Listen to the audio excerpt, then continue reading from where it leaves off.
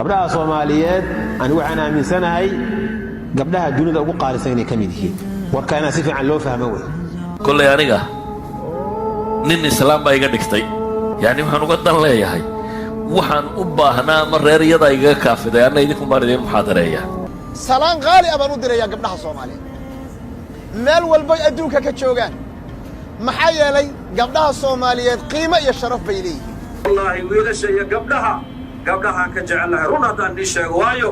gabdhaha ka naxariis badan safar hadda markaa ka noqono wiilashu waxaa laga yaabaa sheeda inay qaarkood kaa salaamaan ka weyn laga yaabaa inuu madaxa kaa dhunkado midna uu gacanta kuu dhiibo laakiin gabadhu intay ku dhunkato ayay dhabtaada fadhiisan dad baa innaga markay gabadh u dhalata ka naxa afar baa yaa noo jooga you challenge me maasha allah aniga afar baa ii joogta saddexna dumarka waa laga ilaaliyaa afxumi yacay iyaguna ay ku caayaan waa laga yaabaa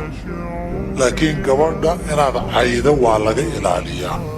gabdho yaan culimadiina laydinka been sheegin yaana laydin nacsiinin